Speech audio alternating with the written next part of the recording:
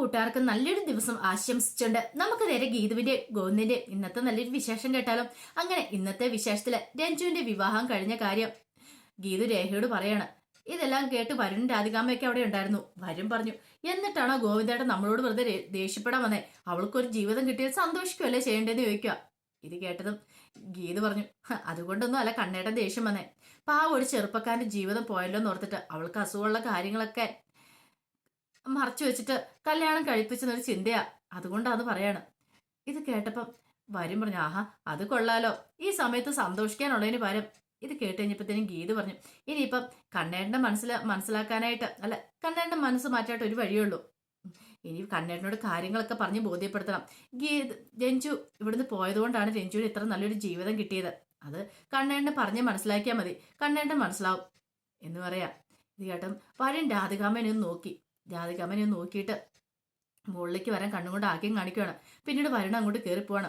രാധികാമ്മ പുറകെ അങ്ങോട്ട് പോയി. അപ്പൊ രേഖ വെച്ചു, അല്ലേ ഗീതു, നീ എന്തിനാ അങ്ങനെ പറഞ്ഞത്? കണ്ണേരനോട് നിന്റെ കണ്ണേരനോട് എന്ന് പറയുന്ന കാര്യം എന്ത് കാര്യം?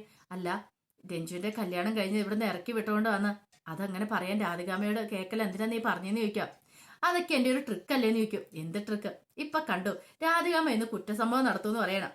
ഇത് കേട്ടോണ്ട് പ്രിയ അവിടെ ഇരിപ്പുണ്ടായിരുന്നു. പ്രിയ പറഞ്ഞു, എനിക്ക് അപ്പോഴേ മനസ്സിലായി ഗീത ചേച്ചിയുടെ എന്തിനു വേണ്ടാന്ന്. ഗീത ചേച്ചി ഇങ്ങനെ ഒരു കാര്യം പറഞ്ഞു. ഗീത ചേച്ചിയുടെ ബുദ്ധിയാ സമ്മതിച്ചു തന്നിരിക്കുന്നു പറയണം. ഇടി കൊച്ചു കള്ളി, നിനക്ക് മനസ്സിലായല്ലേ എന്ന് ചോദിച്ചോണ്ട് പ്രിയനെ ചെന്ന് കെട്ടിപ്പിടിക്കുകയാണ് ഗീതു. കാരണം പ്രിയ വന്നപ്പോൾ തൊട്ട് പ്രിയയ്ക്ക് ഏകദേശം കാര്യങ്ങളൊക്കെ മനസ്സിലായിട്ടുണ്ടായിരുന്നു. തന്റെ അമ്മയുടെ സ്വഭാവം എങ്ങനെയാണെന്നും പിന്നെ തന്നെ ആരെ കൂടുതൽ നോക്കുന്നതെന്നും കെയർ ചെയ്യുന്നതൊക്കെ പ്രിയയ്ക്ക് നന്നായിട്ടറിയാം. അതുകൊണ്ട് പ്രിയ എപ്പോഴും ഗീതുവിന്റെ ഭാഗത്ത് നിൽക്കുകയും ചെയ്യത്തുള്ളൂ.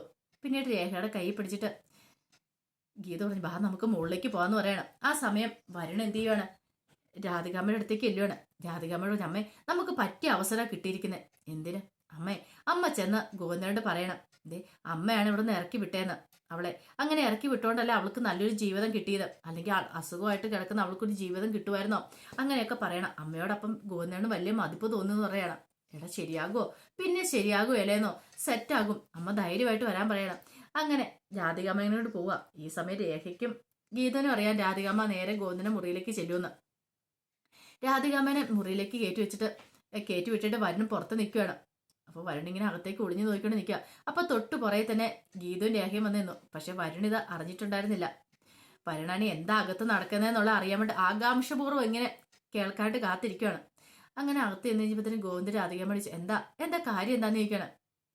അത് പിന്നെ ഗോവിന്ദൻ, നല്ലൊരു കാര്യമില്ല നടന്നിരിക്കുന്നത്. എന്ത്? രഞ്ജുവിന്റെ കല്യാണം നടന്നില്ലേന്ന് ചോദിക്കുകയാണ്. അതെ, അവൾക്ക് അസുഖമുള്ളതുകൊണ്ട് ഒരു വിവാഹം നടക്കുമായിരുന്നോ? ഞാൻ നോക്കിയിട്ട് നല്ല കാര്യമാണ് നടന്നിരിക്കുന്നത്. കാരണം ഞാൻ അവളെ ഇവിടുന്ന് ഇറക്കി വിട്ട സമയത്ത് എൻ്റെ മനസ്സിൽ ഈ ആഗ്രഹം ഉണ്ടായിരുന്നുള്ളൂ, അവൾക്ക് നല്ലൊരു ജീവിതം കിട്ടണം. ധ്യാനം വന്ന് ഇഷ്ടത്തിലാന്നുള്ള കാര്യം എനിക്കറിയായിരുന്നു. അപ്പം അതുകൊണ്ടാണ് ഞാൻ നോക്കിക്കഴിഞ്ഞപ്പോൾ അവർ തമ്മിൽ കല്യാണം കഴിക്കുവാണെങ്കിൽ നല്ലതല്ലേ. അപ്പം അതുകൊണ്ടാണ് ഞാൻ അവൾ ഇവിടുന്ന് ഇറക്കി വിട്ടതെന്ന് പറയാം. ഇത് കേട്ടതും ഗോവിന്ദന് ഒരു ഞെട്ടുണ്ടായി. ഗോവിന്ദ ഞെട്ട് തിരിവാണ്. ഗോവിന്ദന് മനസ്സിലായി രാധികാമ്മയാണ് ഇതിന്റെ പിന്നിൽ കളിച്ചതെന്നുള്ളത്. പെട്ടെന്ന് ഗോവിന്ദ ചോദിച്ചു, നിങ്ങൾ എന്തറിഞ്ഞിട്ടാ ഈ കാണിച്ചതെന്ന് ചോദിക്കുകയാണ്. ഗോവിന്ദൻ, ഞാൻ അവളുടെ അസുഖവിവരത്തെ കുറിച്ച് നിങ്ങൾക്ക് അറിയായിരുന്നോ? അതൊക്കെ മറച്ചു വെച്ചോണ്ടാണ് ഈ കല്യാണം എന്ന് പറയാണ്. ഇത് രാധികാമ്മ ഒട്ടും പ്രതീക്ഷയില്ല. അസുഖവിവരത്തെ കുറിച്ച് അറിയാന്ന് പറഞ്ഞാല് ധ്യാനിന് അറിയാവുന്നുള്ള കാര്യം ഗോവിന്ദൻ അറിയാം. പക്ഷേങ്കില് രാധികാമ്മയോട് ഗോവിന്ദൻ അങ്ങനെയാണ് പറഞ്ഞത്. പെട്ടെന്ന് രാധികാമ്മ പറഞ്ഞു, അല്ല അത് പിന്നെ കണ്ടാ ഞാൻ. അപ്പോഴേക്കും പുറത്ത് വരുൺ ഇങ്ങനെ എന്ത് ചെയ്യണം നടത്തില്ല. വരുണിന് മനസ്സിലായി പണി പാളിയെന്ന്. വരുൺ പതുക്കെ തിരിയാൻ തുടങ്ങി കഴിഞ്ഞപ്പോഴത്തേനും ഗീതുവും രേഖയും കൂടെ പുറകെ നിൽക്കുന്നു. പെട്ടെന്ന് വരുണോട് ചെന്താ വരനായിട്ട് അവിടെ. അല്ല അത് പിന്നെ ഞാനേ ഇതിലൂടെ പാസ് ചെയ്ത് പോയപ്പോൾ വെറുതെ ജസ്റ്റ് ഒന്ന് കയറി.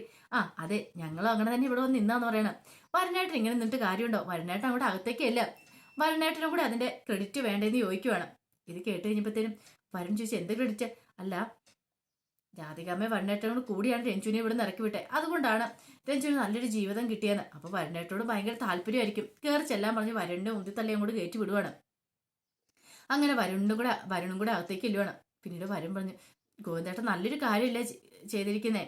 അമ്മ കാരണം രഞ്ജുവിന് നല്ലൊരു ജീവിതം കിട്ടിയില്ലേ, അതിന് ഗോവിന്ദേട്ടൻ സന്തോഷിക്കുകയല്ലേ ചെയ്യണ്ടേ. അധികം വൈകാതെ ഒരു കുഞ്ഞും കൂടെ ഒക്കെ ഉണ്ടായി കഴിയുമ്പോഴത്തേനും അവരുടെ എല്ലാ പ്രശ്നങ്ങളും തീരുമെന്ന് പറയാം.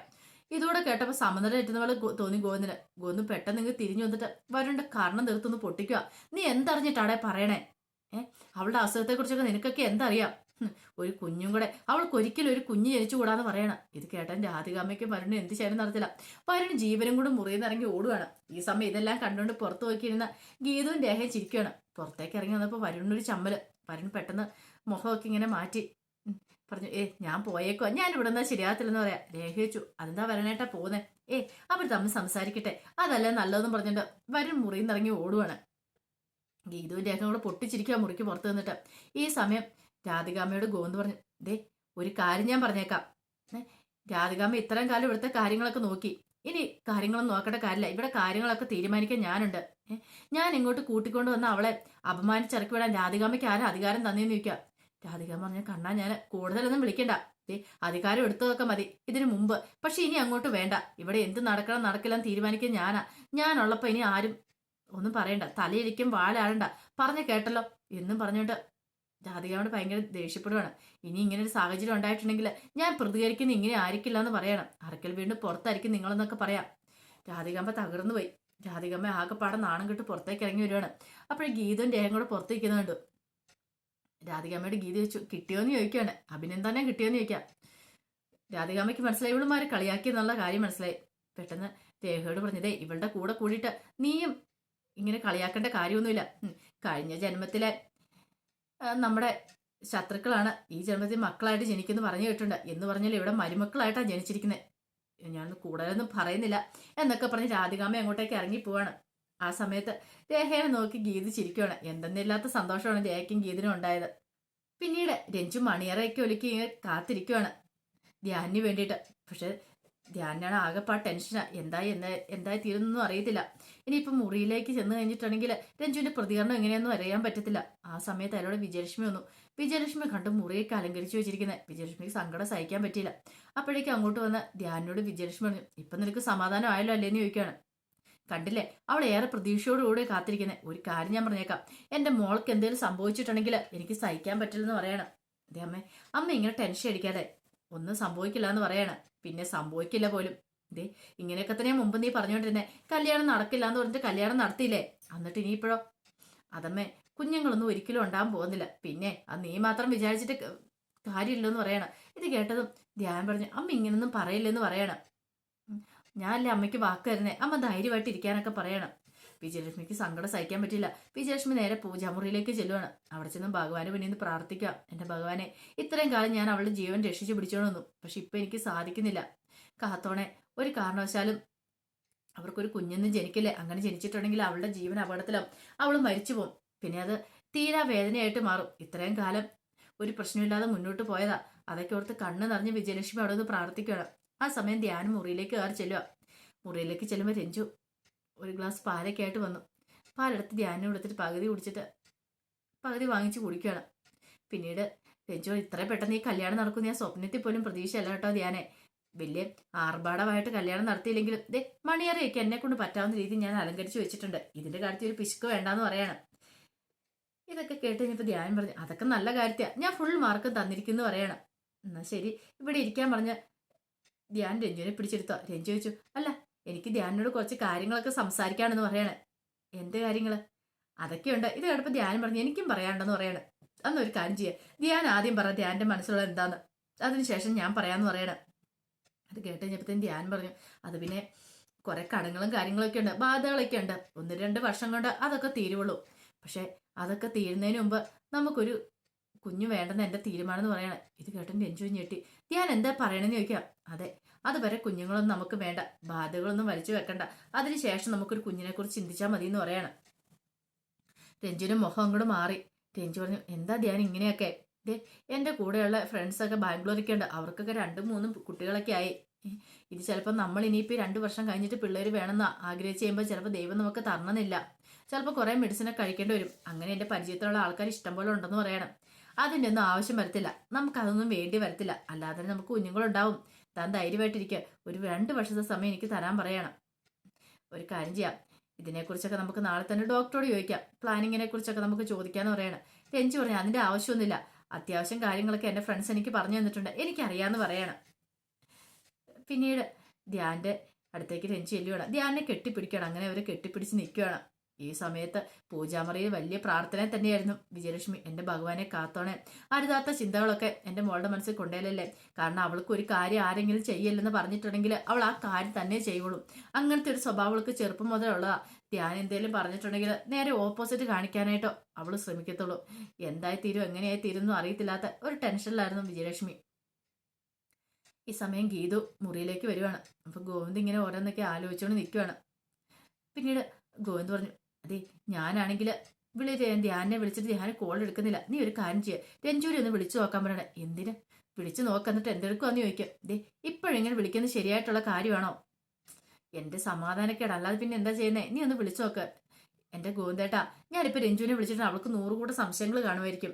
എന്താ എങ്ങനെയാ എപ്പോഴും എന്തിനാ വിളിക്കുന്നത്? ഇനിയിപ്പോൾ ഫാമിലി പ്ലാനിങ്ങിനെ കുറിച്ച് വല്ലതും ചോദിച്ചിട്ടുണ്ടെങ്കിൽ അതിനേക്കാളും വലിയൊരു ടെൻഷൻ. അതുകൊണ്ട് ഇപ്പം അതിനെക്കുറിച്ചൊന്നും പറയാതിരിക്കുന്നത് നല്ലതെന്ന് പറയണം. ഇനിയിപ്പോൾ എന്ത് ചെയ്യും? അവരെ അവരുടെ വഴിക്ക് വിട്. എന്താണെങ്കിലും ഒന്നും സംഭവിക്കാനൊന്നും പോകുന്നില്ല. ഇങ്ങനെ ടെൻഷൻ അടിക്കില്ല ഗോവിന്ദേട്ടൻ. ഞാൻ കാരണം ഗോവിന്ദേട്ടന് ടെൻഷൻ മാത്രം ഇന്ന് ഉണ്ടായിട്ടുള്ളൂ അല്ലെന്ന് ഗീതി ചോദിക്കുകയാണ്. ഏയ്, അങ്ങനെയൊന്നും അല്ല ഗീതു, അങ്ങനെ കുഴപ്പങ്ങളൊന്നുമില്ല. നീ ധൈര്യമായിട്ടിരിക്കുക. എനിക്ക് ടെൻഷൻ ഉണ്ടോന്നുള്ളത് ശരി തന്നെയാ, പക്ഷെ സാരമില്ല എന്നൊക്കെ പറയാണ്. ഈ സമയം ഗീത പറഞ്ഞു, അത് ശരിയാ, ഞാൻ കാരണമാണല്ലോ എന്ന് ഓർത്ത് എനിക്ക് നല്ല വിഷമമാണെന്ന് പറയണം. പെട്ടെന്ന് ഗോവിന്ദ് ആലോചിച്ചിട്ട് പറഞ്ഞു, അല്ല, അന്നത്തെ ദിവസം നിന്റെ അച്ഛൻ്റെ നിന്റെ അച്ഛൻ്റെ ഫോണ് അവിടെ കിടന്ന് കിട്ടിയായിരുന്നു. പക്ഷെ അത് നമ്മൾ എടുത്തുമില്ല. പക്ഷെ അത് എങ്ങോട്ട് പോയി ആരെടുത്തെന്ന് അറിയത്തില്ലോ എന്ന് പറയണം. അപ്പോഴാണ് ഗീതു അതിനെക്കുറിച്ച് ചിന്തിക്കുന്നത്. ഗീതു പറഞ്ഞു, ശരിയാന്ന് പറയണം. എൻ്റെ അച്ഛൻ്റെ ഓർമ്മകൾ എൻ്റെ മനസ്സിൽ നിന്നും പോകുന്നില്ല. ഇപ്പോഴും അച്ഛൻ എവിടെയോ ഉണ്ട്. ഇനി എന്തോ ആപത്ത് സംഭവിച്ചിരിക്കുന്ന പറഞ്ഞാലൊക്കെ എൻ്റെ മനസ്സിൽ നിന്ന് ആരോ പറയുന്ന പോലെ തോന്നുമെന്ന് പറയണം. സാരമില്ല, വിഷമിക്കാതിരിക്കുക. ഈ ടെൻഷൻ അടിക്ക് ഞാൻ ആ കാര്യങ്ങളൊക്കെ വിട്ടുപോയെന്ന് പറയണം. ഒരു കാര്യം ചെയ്യും, നീ ഇവിടെ കിടക്കാന്ന് പറയണം. വേണ്ട, ഇതേ മാധവനാണെങ്കിൽ ചെറിയ ജലദോഷവും ചുമയൊക്കെയാണ്, അതുകൊണ്ട് ഞാൻ അങ്ങോട്ട് പോവാന്ന് പറയണം. എന്താ ഗീതു ഇത്? നീ ഇവിടെ ഇരിക്കുക, നിന്റെ മനസ്സിന് എന്തോ വലിയ ടെൻഷൻ ഉണ്ടെന്ന് പറയണം. സാരമില്ല കണ്ണേട്ടാന്നൊക്കെ പറഞ്ഞാൽ ഗീതു അങ്ങോട്ട് പോകാൻ തുടങ്ങിയപ്പോഴത്തേനും ഗീതുവിൻ്റെ താലിമാല ഗോവിന്ദൻ ഷർട്ടിൻ്റെ ബട്ടനെ കുരുങ്ങുവാണ്. പെട്ടെന്ന് ഗീതു ഒന്ന് അടുത്ത് നിന്നിട്ട് പറഞ്ഞു, ഞാൻ നീ മുറിയിൽ നിന്ന് പോവരുതെന്നാ ഇതേ ഭഗവാൻ പോലും ആഗ്രഹിക്കുന്നത്. ഒരു കാര്യം ചെയ്യാം, നമുക്ക് നമ്മുടെ വിഷമങ്ങളൊക്കെ പറഞ്ഞ് ഇവിടെ ഇരിക്കാന്ന് പറയണം. അങ്ങനെ ഗീതവും ഗോവിന്ദും കൂടെ പരസ്പരം ആശ്വസിപ്പിച്ച് കട്ടിലേൽ ഇരിക്കുവാണ്.